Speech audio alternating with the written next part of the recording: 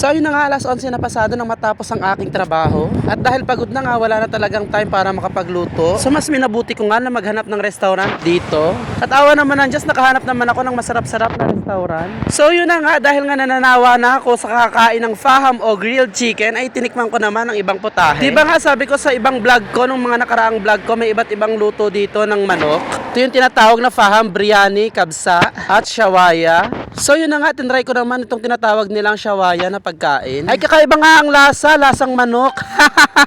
Kung ikukumpara ko siya sa tinatawag naming faham o grilled, talagang yung grilled ay dried siya. At itong shawayang manok naman ay talagang juicy siya sa loob. Na mahalin tulad ko naman ang shawaya sa atin dyan sa Pilipinas na tinatawag na andok. Mas kilala sa mga tawag na lechon manok. So yun na nga, as I've said a while ago, lasang manok. Shoutout nga pala sa nag-serve sa akin na taga-Afghanistan, talagang asikaso niya ako. Akala niya siguro magbibigay ako ng tip. Sorry kuya, kinapos ako sa budget ngayon kaya siya baka muna ang gagamitin ko, hindi muna ako magkakash. Oo nga pala, mas masarap pala ang shawaya pagka may hot sauce. Grabe, buntat na buntat ako nang matapos ko makain ng pagkain na yan. Alam niyo ba, sa halagang 17 real ay talagang busog na busog ka na. Sakto kasi lakad ako pag-uwi. Pag-uwi ko niyan ay gutom na uli ako.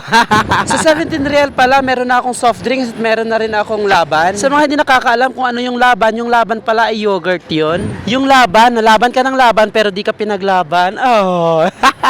Sa in-order kong yan, kasama na ang sili. May kasama na rin siyang sibuyas na puti at saka lemon. Lemon kong lemon. Siyempre, pag-order ka ng mga ganyang pagkain dito sa Saudi Arabia, may kasama yung jirjir o girgir kung tawagin. I-explain ko ba ulit kung ano yung jirjir na tinatawag? Nung mga nakaraang vlog ko, nasabi ko na yan. Paulit-ulit tayo. Sa mga hindi nakakapanood ng aking vlog, nung mga nakaraang nagmukbang ako ng faham, yung bigas pala na gamit dito sa mga shawaya na ito ay yung malalaking bigas na tinatawag nilang masbate rice. Hindi siya yung literal na bigas na niluluto natin dyan sa Pilipinas na maliliit ha. Ito yung bigas na pag niluto mo, buhaghag, hiwa-hiwalay. Na pati ang lasa, mangininibago ka pag sa unang tikim mo pa lang. Nasa unang tikim mo pa lang ay parang ayaw mo nang kumain ulit at isusumpa mo ang pagkain ito. Pero sabi ko nga, di ba, habang tumatagal lalong sumasarap ang pagkain ito. Na tipong pag-uuwi ka ng Pilipinas, hahanap-hanapin mo. Ay siya nga pala, ma-share ko lang sa inyo. Yung kanin pala na kinakain ko ay may halo siyang carrots at sinaluan din nila ng pasas. Kaya masasabi kong siksik sa sustansya at protina ang pagkain ito. Kaya naman nga, kung mapapansin nyo, lahat ng mga nanggagaling sa Saudi Arabia, UAE o sa mga Middle East ay lumalaki sila at lumulobo. Dahil nga sa mga pagkain ito. Kaya nga kung hindi ka talaga magda-diet sa lugar na ito ay talagang ma-high blood ka sa mga pagkain ito. Pero nga once na nakain at tikman mo ang pagkain ito, talagang di mo maiiwasang pumunta at dayuhin ang restaurant nila. Minsan nga napapaisip ako kung talagang Pilipino ako. Kasi nga parang hinahanap-hanap ko na ang mga pagkain ng Arabo. Pero wala pa rin tatalo sa Alaska.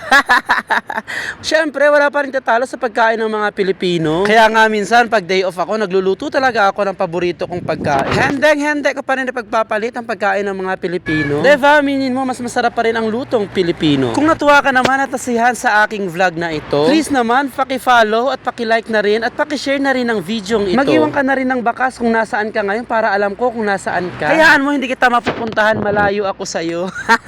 Para mabisita ko na rin ang mga bahay ninyo. Madalang rin kasi ako gumawa ng voice-over na sobrang tagal kagaya nito. Kasi nga, busy rin minsan sa pagtatrabaho, hindi naman tayo nakafocus sa pagbablog natin dito.